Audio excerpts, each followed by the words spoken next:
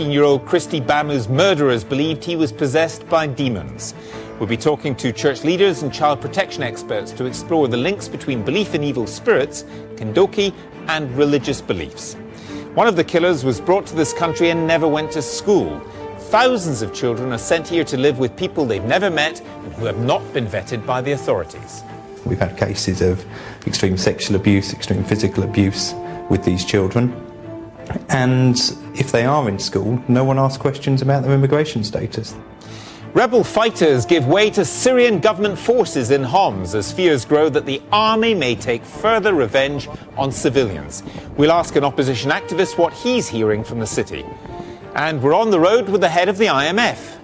She's always very good with the British media, right? That's endless. Newsnight interviews, we've done it a couple of times as a double act. That's true. Christine Lagarde's talents have impressed George Osborne, but can anyone really solve the Eurozone crisis?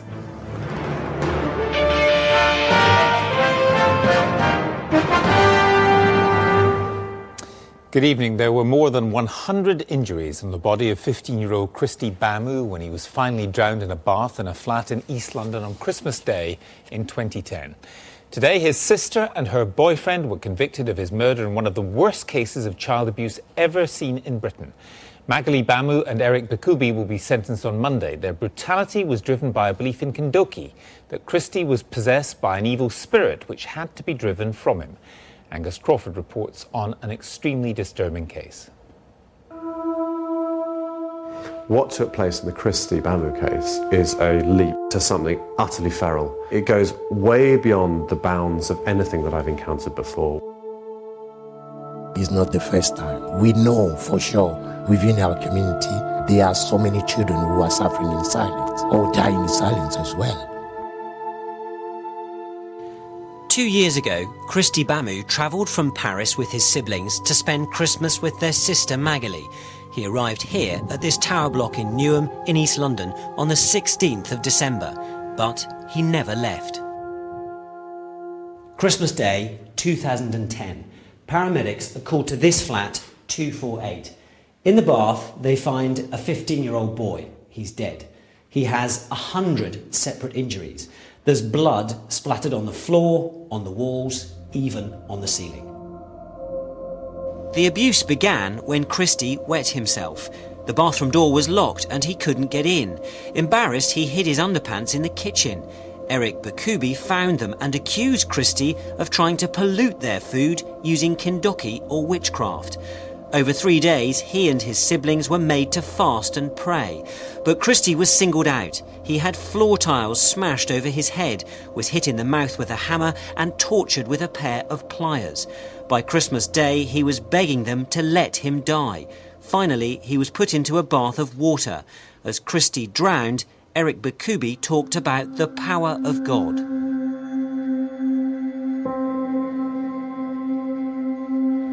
In the hours before Kristy died, he spoke to his father in Paris.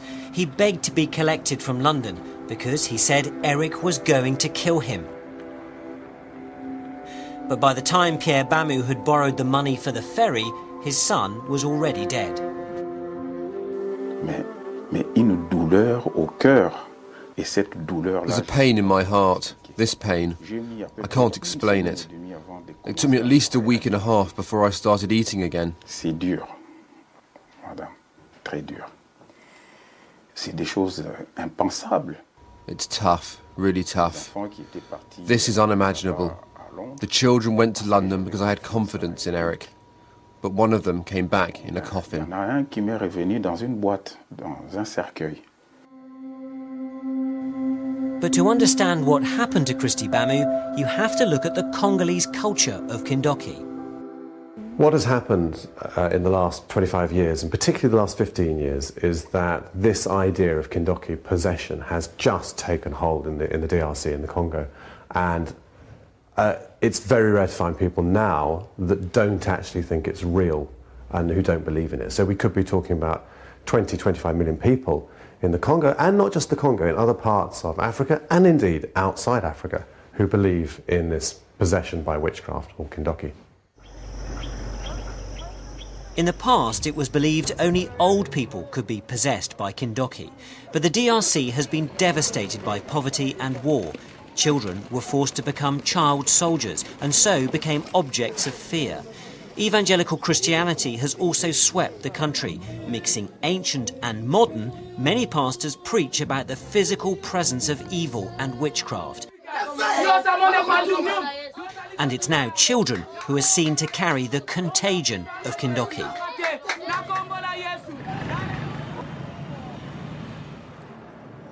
These beliefs also know no borders. They've simply followed migrants as they move to Europe. Where it is very, very prevalent is in these communities where everything is justified on the basis of belief, misfortune, poverty, sickness. It can lead to neglect because people will stop looking after the child.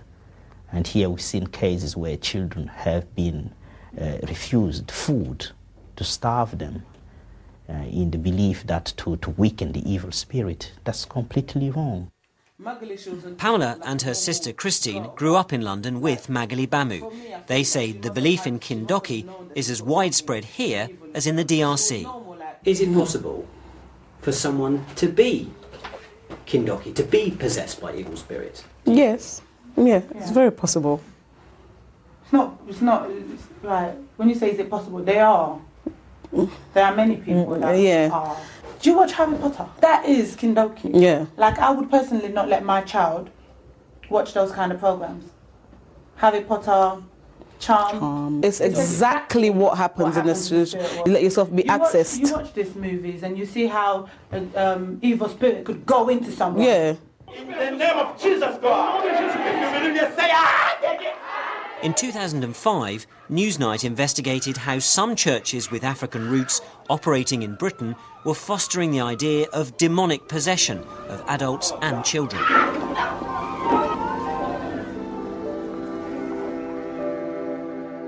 Since the death of Victoria Climbié in the year 2000, who was killed partly because of that belief, the authorities have not been idle.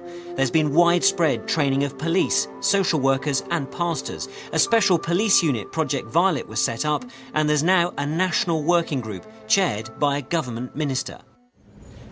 Despite those efforts, African churches continue to spring up across London as migrant communities search for identity and security. Most are entirely benign, but some do preach a muscular belief in witchcraft, and there's little outside regulation of any of their activities. We now know that Eric Bakubi came here to the Holloway Road in London looking for Nigerian churches to back up his belief in spirit possession. This is a film released by one of the most high-profile evangelical churches in Nigeria. Children receive their instructions from the devil to wreak havoc in their homes.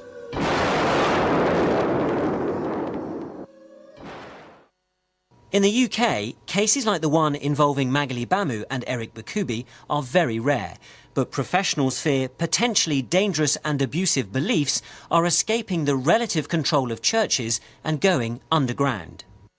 One of the most disturbing aspects of this case is that this is now at least the third case where a exorcism or deliverance or something of that sort has taken place within a home. Victoria Climbié, Child B in 2005, and now this case, Kristy Bamu. This is very disturbing. In the Congo, in the DRC, and in other parts of Africa, I'm not condoning what pastors do for a second, and I'm really not in some of these new churches, but at least there's a measure of control. What happened here was totally feral, totally out of control, and nobody seemed to notice or have any idea of what was going on because they did it in their home, and that's very frightening. Though not regular churchgoers, Christy's killers did have strong beliefs. But from where? 24-hour religious channels on TV and online, or DVDs? Easily found on this market in East London. My guide doesn't want to be identified for fear of being ostracised by his community. Walking down here, how easy would it be for you to buy videos which talked about Kindoki and deliverance? The shop there, there's a shop there with that guy, around the corner. And do people take them seriously, or is it just entertainment? A bit of both. but it's never questioned. So people never question that No Kindoki question. exists Never questions. and that children can be possessed. Yeah, no one will question that. We took what we bought to a local cafe to watch. So this is the kind of stuff we managed to buy just around the corner. Yeah, just picked it up, yeah. So we got some which have got really quite lurid covers and others Yeah. which are really just bootlegs, aren't they? Yeah, bootlegs, yeah. But all of them have got scenes of deliverance and Deliverance, yeah, heavy, accusations of especially Kindoki. this one, yeah. In this drama made in Kinshasa, a pastor miraculously heals a blind boy by driving out the evil spirits. But we don't know what is happening underground. The suspicion is that other children might be suffering the same atrocities, but they haven't been recognized or seen. It's the evil spirit speaking. Do you see that? That's the spirit of infestation. That's the spirit of disease. There are those in the Congolese community who want to tackle the problem head on. Here, a group of teenagers perform a play about Kindoki. A pastor accuses a child, performs an exorcism, and then demands money. It's been shown to police, social workers, and churchgoers.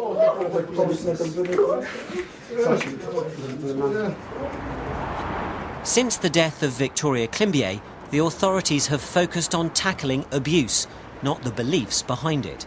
Some, though, feel it's time to recognise there are ideas just too toxic to leave unchallenged. The bloc is white middle-class people who don't want to touch the liberal multicultural agenda. John Sentamu is saying once that the ultimate no-no for a white liberal was to tell a black person that they're wrong. But actually, we have to get through this. It's beyond just skin colour, and we've got to grow up. It's only a matter of time, I'm afraid, unless we take action, before there are more children that are abused, or indeed, horrendous though it will be, killed because of this belief system, which is why we have to tackle it. The Old Bailey was told that Eric Bakubi and Magali Bamu came from chaotic, dysfunctional backgrounds. For them, witchcraft was real and powerful. It gave an explanation for their every misfortune. In their fear and anger, they turned on a child who couldn't defend himself. Kristy paid with his life for their warped and distorted faith. Angus Crawford reporting. We'll hear more from Angus in just a moment. I'm joined now, however, by Bishop Joe Aldred from Churches Together in England, Debbie Ario of Afruka, Africans Unite Against Child Abuse, and the Reverend Modeste Muyulu, who's a Congolese pastor of the French Christian community at Bethel Church. Bishop, first of all, how widespread is the belief in Kindoki in Britain, as far as you know? I suppose it would appear as though, because we don't really know, that the belief may well be widespread. It's probably also useful to set belief in witchcraft in a much wider context. It's not for nothing that we have a word like witch hunt in the English vocabulary, because belief in witchcraft goes back centuries and is universal. This particular strain, whilst we are clear that not every day it appears we get this kind of incident, but every time that it happens, it is so traumatic, and therefore, though a kind of a specialist end of the whole thing, it is pretty scary. And do you find that quite a lot of pastors equate some bad behaviour in children with some kind of possession by spirits? That's not my experience, and in fact my role with Churches Together is largely to support the black Christian community across the country. And I would say I come across this hardly at all. But the reason for that, of course, is because by the time you come to churches which are members of Churches Together in England, you're dealing very often with the safer end of the Christian community. The challenge is how we reach those who are operating largely on the boundaries of Christianity and behaving in ways which are dangerous to children. Reverend Mayulu, do you believe in that some people can be possessed by evil spirits? Yes, I do believe that some people can be possessed by evil spirit, and that also believe that witchcraft is real, but the problem is how you deal with it.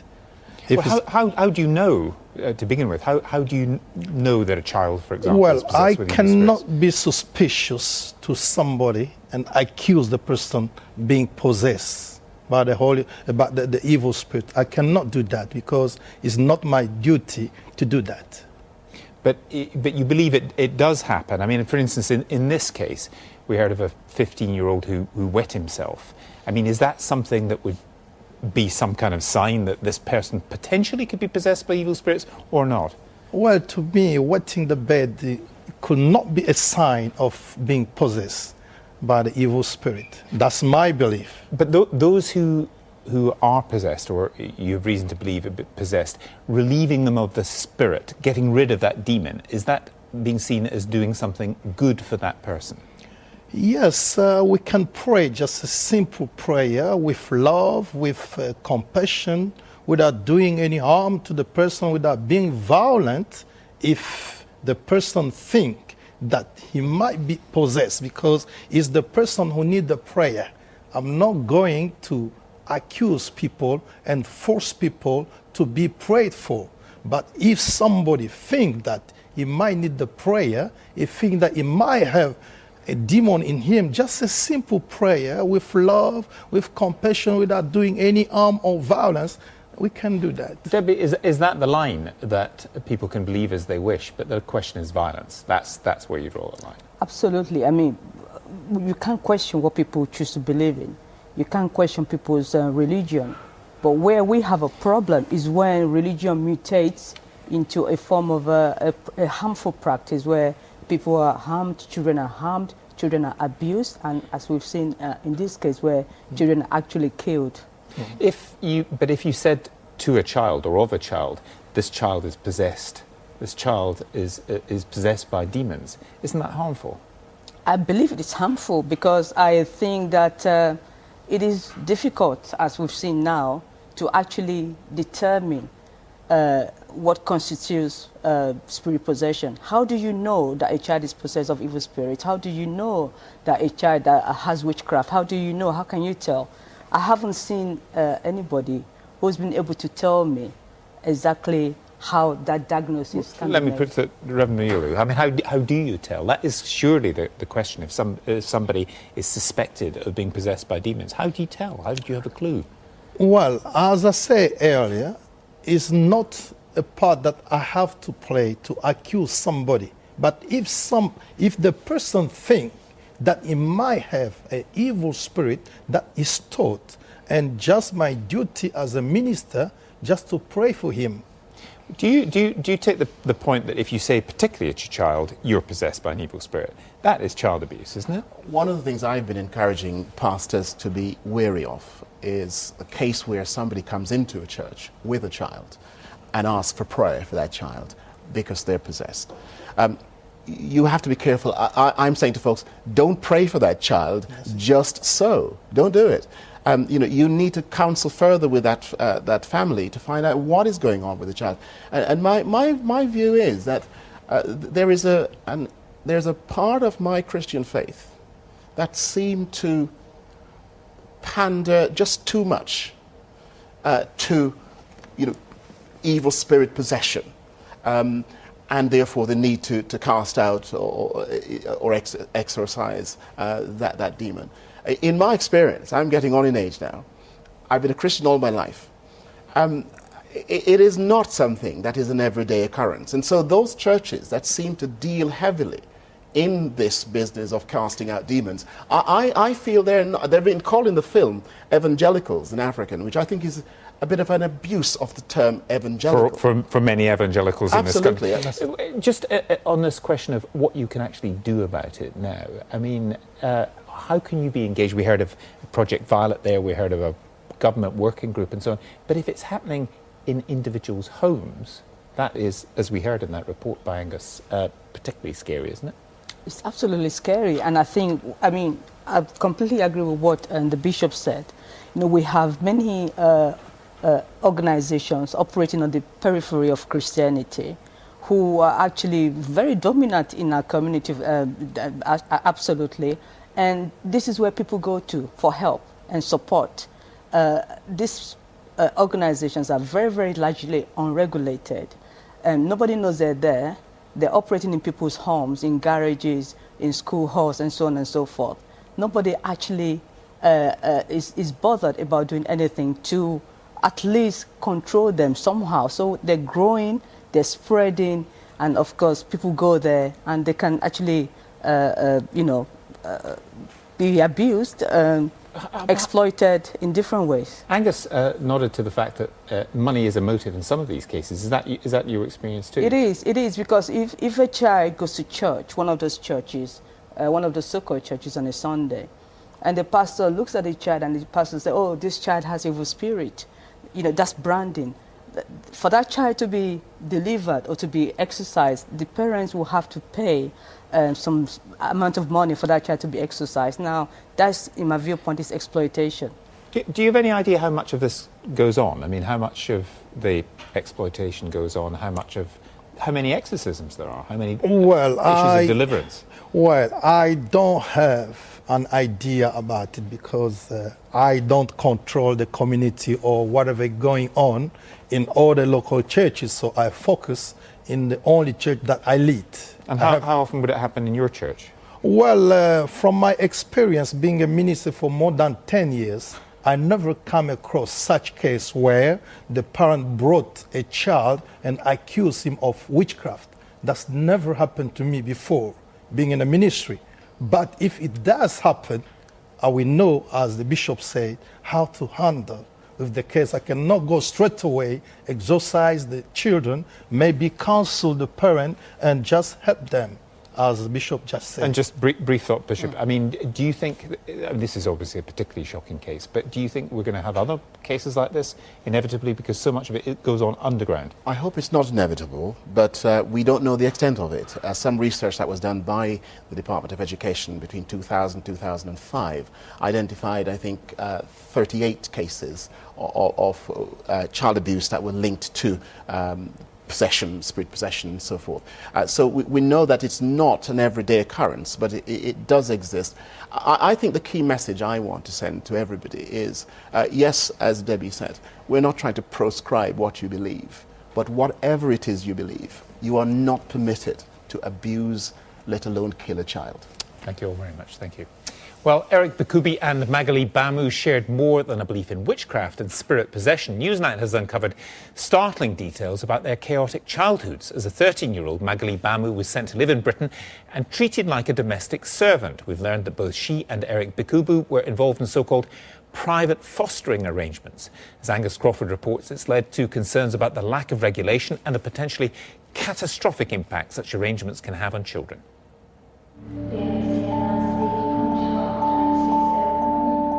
A child arrives alone in the UK. She's picked up by a family she doesn't know. Once out of the airport, as far as the authorities are concerned, she disappears.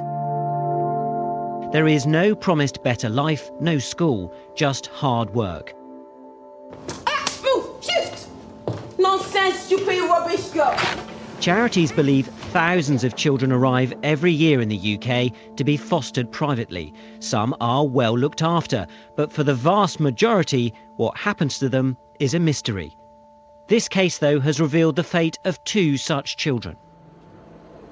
Magali Bamu told the court she was sent to London at the age of 13 to live with a family she'd never met. She was made to cook, clean, look after the children and didn't go to school.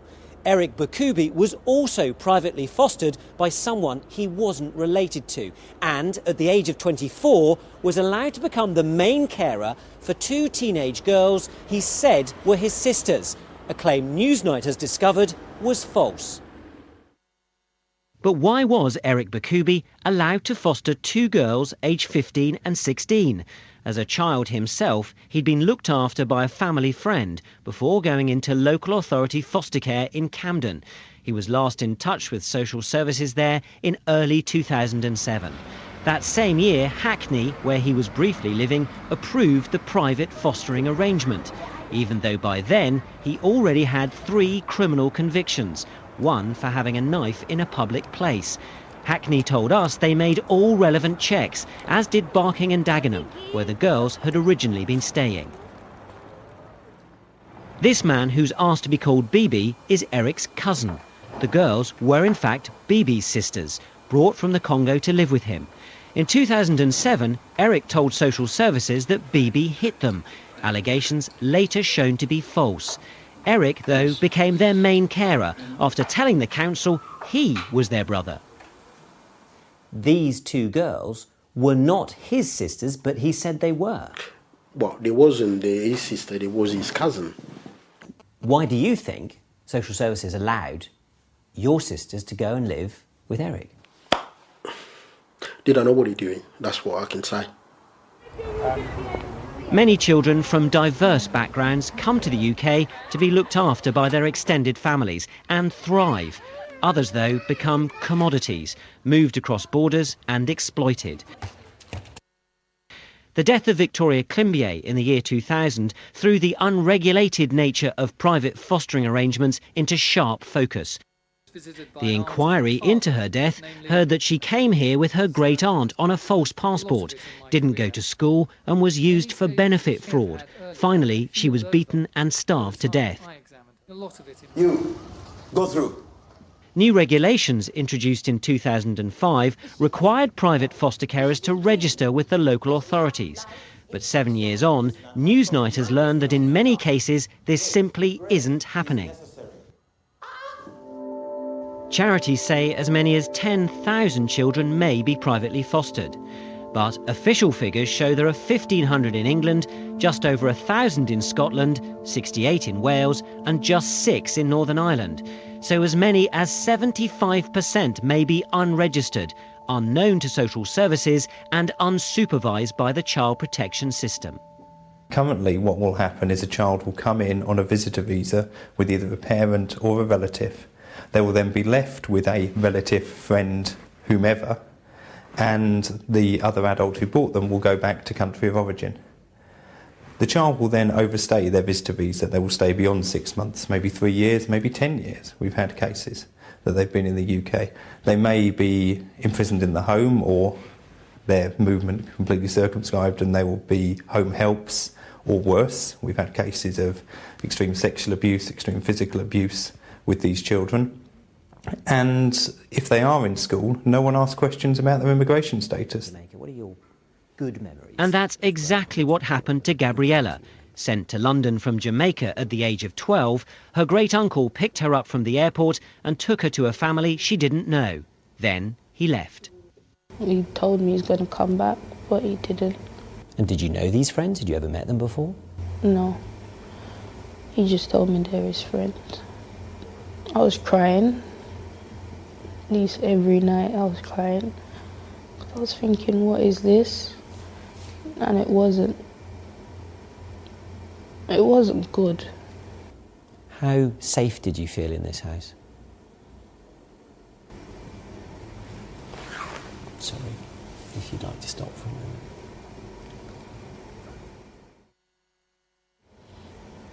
I wasn't safe. I was nowhere near safe. I used to lock myself in because I used to be there by myself most of the time when I come in. And did the woman hurt you?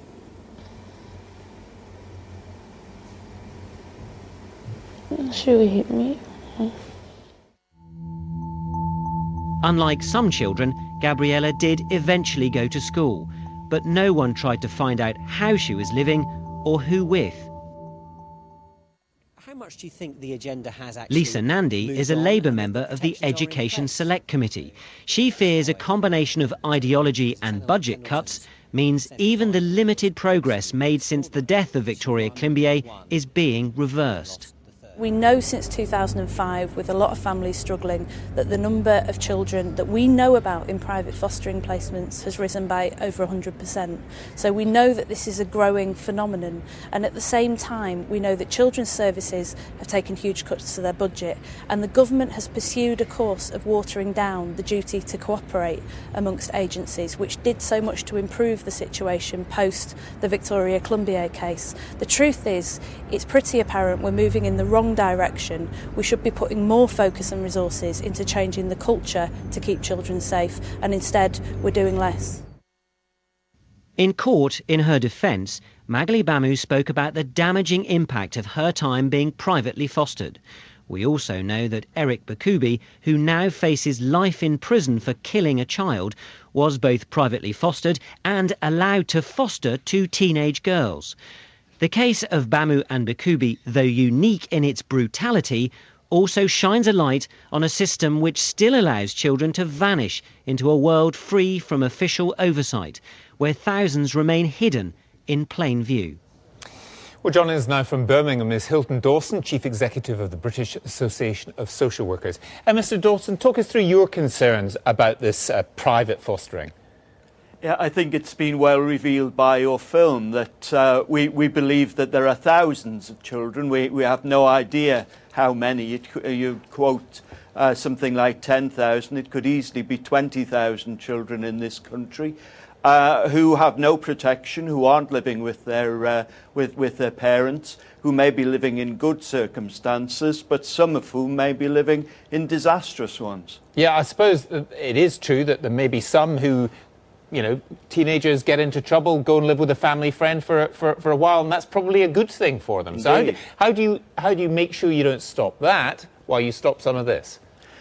I have no idea why successive governments haven't brought in a simple registration system where one agency would have a particular role to make sure that people who were interested legitimately in private fostering registered, were checked out, were given training and were given support for what is a very, very important job. It's no good simply to blame this government. The previous government, and I was a backbencher under it, had at least 3 opportunities to amend legislation to bring such a system in. Is that what it would take? Would it actually take an amendment or a new legislation in order to do this? So there would be a need to change the legislation. But that could be done very easily. It's the political will that's lacking. I don't even think there would need to be a huge investment. But what there needs to be a focus and a clear determination to protect these children. Isn't one of the problems, and I know you must come across this all the time in your work, that there is no amount of regulation or legislation or indeed work by social workers which can actually regulate human wickedness? That's absolutely the case, but you can help by putting effective systems in place. You can ensure that, as I say, the people who do properly want to do private fostering and want to provide decent circumstances for children whose parents legitimately need to have them looked after, in which they can get support, in where you can target those who are out to exploit and abuse and vilely mistreat children. Mr Dawson, thanks very much. Thank you.